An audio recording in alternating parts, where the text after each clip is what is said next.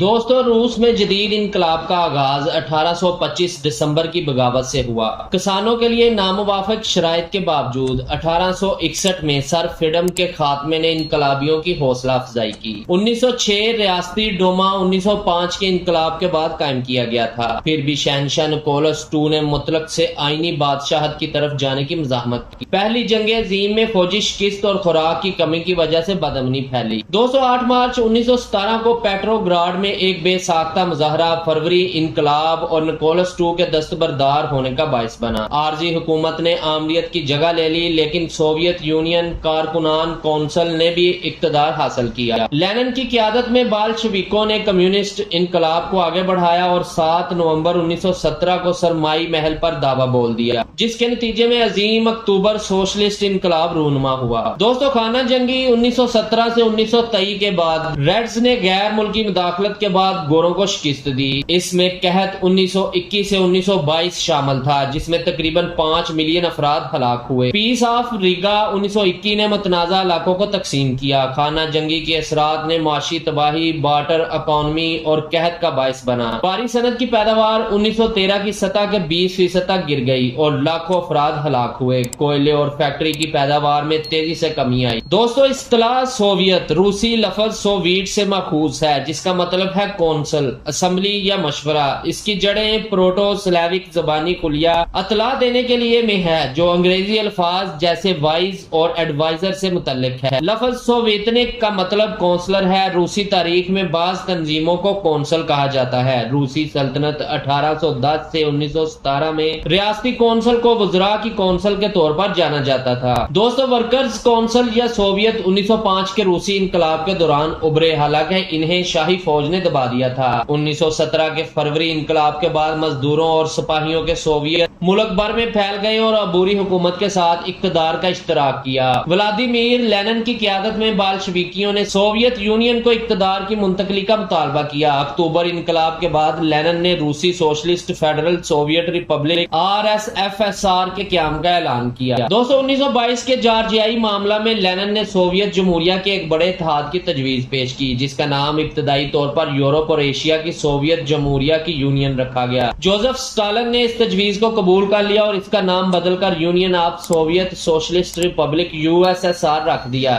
جس کا انگریزی میں ترجمہ یونین آف SSRs ہوتا ہے۔ سیریلک حروف میں مخفف CCCP SSSR بڑے پیمانے پر استعمال ہوتا تھا۔ دوستو، انگریزی میں ریاست کو سوویت یونین یا USSR کہا جاتا تھا۔ دوسری زبانوں نے مقامی طور پر ترجمہ شدہ شکلیں استعمال کی، جیسے فرانسیسی میں یونین سوویٹیکیو اور جرمن میں سووجٹ یونین۔ روسی SFSR نے USSR پر غلبہ حاصل کیا، جو اکثر پوری قوم کو روس کہنے کے غلط فہمیوں کا باعث بنتا ہے۔ سرکاری طور پر ایک یونین ہونے کے باوجود روس کے غلبے کی وجہ سے لوگوں کو روسی کہا جاتا ہے اور یہ تسلیم کرتے ہیں کہ حقیقی اثر و رسوخ کس کا۔ 28 دسمبر 1922 کو روسی SFSR، ٹرانس کوکیشین SFSR، یوکرینی SSR اور بیلاروشین SSR کے نمائندوں نے USSR کی تخلیق اور USSR کی تخلیق کے اعلان کے معاہدے پر اتفاق کیا۔ اس سے union of Soviet socialist republic USSR قائم ہوا۔ دوستو، سوویت یونین کی پہلی کانگریس نے ان دستاویزات کی تصدیق کی اور ان پر 30 دسمبر 1922 کو مندوبین کے سربراہان نے دستخط کیے تھے۔ رسمی اعلان ماسکو کے بولشوئی تھیٹر میں ہوا۔ 1917 میں بالشویکیوں کے اقتدار حاصل کرنے کے بعد اہم تبدیلیاں شروع ہوئیں۔ گوئلرو پلان کا مقصد روس کی معیشت کو برقی بنانا تھا، جو مستقبل کے 5 سالہ منصوبوں کا ایک نمونہ تھا، اور یہ 1931 تک حاصل ہو گیا تھا۔ روسی خانہ جنگی کے دوران وار کمیونزم کے بعد حکومت نے 1920 کی دہائی میں قومی صنعتوں کے ساتھ کچھ نجی کاروباری اداروں کو بھی اجازت دی۔ دیہی علاقوں میں خوراک کی طلب کا نظام فوڈ ٹیکس میں منتقل ہو گیا۔ دوستو، سوویت یونین ایک جماعتی ریاست کے طور پر کام کرتا تھا، جس کی قیادت کمیونسٹ پارٹی بالشویک کرتی تھی۔ یہ سرمایہ دارانہ استحصال کو روکنے اور مؤثر حکمرانی کے لیے جمہوری مرکزیت کو یقینی بنانا تھا۔ 1924 میں لینن کی موت کے بعد اقتدار کی کشمکش شروع ہوئی۔ لیو کامینیف اور جوزف سٹالن ٹرائکا کا حصہ تھے، جسے لینن کی جگہ لینے کے لیے سمجھا جاتا تھا۔ یونائٹڈ کنگڈم نے 1 فروری 1924 کو USSR کو تسلیم کیا۔ اسی سال ایک سوویت آئین منظور کیا گیا، جس نے دسمبر 1922 کے یونین کو باضابطہ طور پر توثیق کیا۔ دوستو سوویت آئین سوویت یونین کی سیاسی حقیقت کی مکمل عکاسی نہیں کرتا تھا۔ مثال کے طور پر 1977 تک پالیسی سازی میں کمیونسٹ پارٹی کے غالب کردار کو تسلیم نہیں کیا گیا۔ تاہم اصطلاح سوویت روس جو اصل میں روسی فیڈریشن سوشلسٹ جمہوریہ کا حوالہ دیتی ہے، اکثر روسی SFSR کے اثر و رسوخ کی وجہ سے پورے ملک کے لیے استعمال ہوتی تھی۔ 1922 میں اسٹالن کمیونسٹ پارٹی کے جنرل سیکرٹری بن گئے اور نمایاں اثر و رسوخ حاصل کیا۔ اس نے حریفوں کو پیچھے چھوڑ دیا، اپنی قیادت کو مضبوط کیا اور ایک مطلق العنان حکمرانی قائم کی۔ اسٹالن نے 1927 میں زینوویف اور ٹراسٹسکی کو نکال باہر کیا، اپنا کنٹرول مضبوط کر لیا۔ دوستو اسٹالن نے 1928 میں ایک 5 سالہ منصوبہ متعارف کروایا جس کا مقصد سوویت یونین کے اندر سوشلسٹ معیشت بنانا تھا۔ کھیتوں کو زبردستی جمع کرنے سے قحط پڑا جس سے لاکھوں اموات ہوئیں۔ دوسری جنگ عظیم سے پہلے ملک کی صنعتی معیشت مضبوطی سے بڑھ رہی۔ USSR نے 1930 کی دہائی کے اول میں تخفیف اسلحہ کے مذاکرات میں حصہ لیتے ہوئے مغرب کے ساتھ تعاون کیا۔ امریکہ کے ساتھ سفارتی تعلقات 1933 میں قائم ہوئے اور USSR 1934 میں لیگ آف نیشنز میں شامل ہوا۔ ہسپانوی خانہ جنگی کے دوران USSR نے فاشسٹ حمایت یافتہ قوم پرستوں کے خلاف ریپبلکن قوتوں کی حمایت کی۔ 1936 میں اسٹالن نے ایک نیا آئین پیش کیا جس کی تعریف کی گئی لیکن اس کے جمہوری نفاذ کے فقدان پر تنقید کی گئی۔ اسٹالن کی گریٹ پرج نے اکتوبر انقلاب کا حصہ بننے والے بہت سے لوگوں کو حراست میں لینے اور پھانسی دینے کا باعث بنا۔ 1.5 ملین سے زیادہ گرفتار کیے گئے اور 1937 سے 1938 میں روزانہ 1000 سے زیادہ سزائے موت دی گئی۔ 1939 میں برطانیہ اور فرانس کے ساتھ اتحاد کی کوششیں ناکام ہونے کے بعد USSR نے نازی جرمنی کی طرف رخ کیا۔ جرمنی کے ساتھ مولٹوو ربنٹروپ پیکٹ میں مشرقی یورپ میں علاقائی توسیع کے لیے ایک خفیہ پروٹوکول شامل تھا۔ سوویت یونین نے جرمنی کے بعد پولینڈ پر حملہ کیا اور بعد میں یوکرین اور بیلاروس کے کچھ حصوں کو اپنے ساتھ ملا لیا۔ سوویت یونین نے 1939 میں فن لینڈ پر حملہ کیا جس کے نتیجے میں لیگ آف نیشن سے اخراج ہوا۔ جاپان کے ساتھ سرحدی جھڑپوں میں فتح یاب USSR نے غیر جانبداری کے معاہدے پر دستخط کیے لیکن بعد میں اسے 1945 میں توڑ دیا۔ اس معاہدے نے دوسری جنگ عظیم میں سوویت یونین کے خلاف جاپان کی عدم شمولیت کو یقینی بنایا۔ جرمنی نے مولٹوو ربنٹروپ پیکٹ کی خلاف ورزی کی اور 22 جون 1941 کو سوویت یونین پر حملہ کیا۔ ریڈ آرمی نے ماسکو کی جنگ میں جرمن پیش قدمی کو روک دیا۔ اسٹالن گراڈ کی جنگ 1942 سے 1943 نے ایک اہم لمحہ کو نشانزد کیا جس نے جرمنی کی پوزیشن کو کمزور کیا۔ جنگ میں سوویت یونین کا کردار اہم تھا۔ سوویت فوجیں 1945 تک مشرقی یورپ سے برلن کی طرف دھکیل گئی۔ مشرقی محاذ پر جرمنی کو اپنی 80% فوجی ہلاکتوں کا سامنا کرنا پڑا۔ 34 ملین سپاہیوں نے جن میں غیر سلاوی اقلیتیں بھی شامل ہیں سرخ فوج میں خدمات انجام دی۔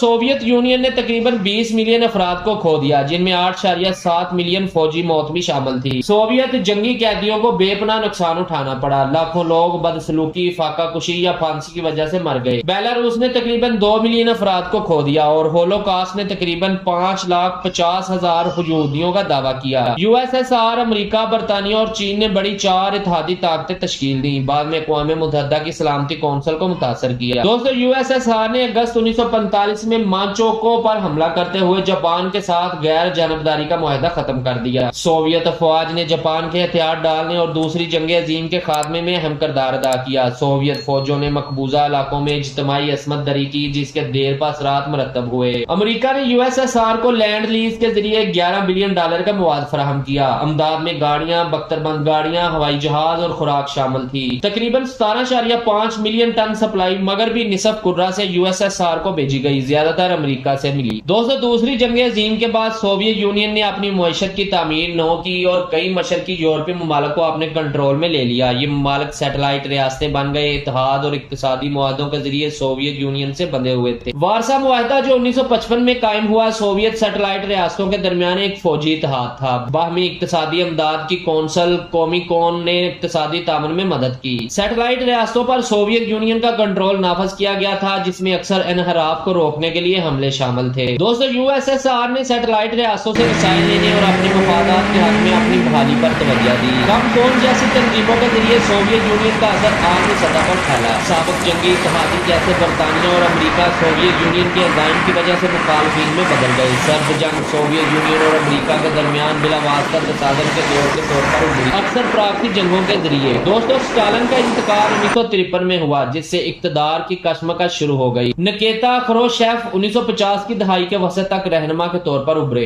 ख्रुश्चेव ने स्टालिन की मजम्मत की और मुआशरे पर कंट्रोल में नरमी की। इस दौर ने स्टालिन की सख्त हुक्मरानी से एक तब्दीली की निशानदही की। सोवियत यूनियन मशरकी यूरोप को दफा के लिए अहम समझता था। हंगरी 1956 की तरह बगावतों को दबाने के लिए फौजी ताकत का इस्तेमाल किया। चीन के साथ इख्तलाफात आलमी मार्कसी तहरीक में तकसीम का बायस बने। कुछ ममालिक ने चीन का साथ दिया, जिससे तकसीम पैदा हुई। दोस्तों, यूएसएसआर ने खलाई दौड़ में शानदार कारकर्दगी का मुजाहरा करते हुए खला में पहला इंसान यूरी गागरियन और चांद रोवर्स जैसे संग मेल हासिल किए। ख्रुश्चेव की इस्लाहात ने कशादगी, बेहतर म्यारे जिंदगी और माशी तरक्की की। संसदशिप में नरमी हुई, लेकिन इसकी जरी और इंतजामी तब्दीलियां कम कामयाब हुई। क्यूबा में जोहरी मिसाइलों पर अमेरिका के साथ ख्रुश्चेव को बहरान। मुआहदे के तहत क्यूबा और तुर्की दोनों से मिसाइल हटा दिए गए। ख्रुश्चेव के बहरान से निपटने की वजह से वो 1964 में इख्तियार से हटाए गए। दोस्तों, ख्रुश्चेव के बाद ब्रेजनेव की क़यादत में एक इज्तिमाई क़यादत उभरी। ब्रेजनेव 1970 की दहाई तक गालिब सोवियत रहनुमा बन गए। दोस्तों, 1968 में सोवियत यूनियन ने इस्लाहात को दबाने के लिए चीकोस्लोवाकिया पर हमला किया। ब्रेजनेव ने फौजी मुदाखलत का जवाब पेश करते हुए ब्रेजनेव नजरिया मुतारफ कराया। मगरब के साथ डिटेंटे ने हथियारों के कंट्रोल के मुआहदे को जन्म दिया। असले की बातचीत के बावजूद सोवियत फौजी ताकत में इजाफा हुआ। ब्रेजनेव के दौरे हुकूमत में 1977 में अपनाया गया। सोवियत क़यादत ने तब्दीली की मज़ाहमत की और जमूद के दौर में दाखिल हो गई। दोस्तों, 1989 में सोवियत फौज अफगानिस्तान की खाना जंगी में दाखिल हुई। मगरब के साथ डिटेंटे का खात्मा हुआ और ताल्लुकात कशीदा हो गए। सोवियत यूनियन का माशी और सियासी निजाम कमजोर हो गया। रीगन इंतजामिया की तेल की कीमत की हिकमत अमली ने सोवियत मईशत को मुतासर किया। ब्रेजनेव के जानशीन मुख्तसर मुद्दत के थे। मिखाइल गोर्बाचोव को 1985 में इस्लाहात के लिए चुना गया। गोर्बाचोव ने मईशत की बहाली के लिए पेरेस्ट्रोका का आगाज किया। ग्लासनोसिट की पॉलिसी ने मालूमात तक अवाम की रसाई में इजाफा किया। गोर्बाचोव का मकसद सर्द जंग को खत्म करना था और अफगानिस्तान से इनकला था।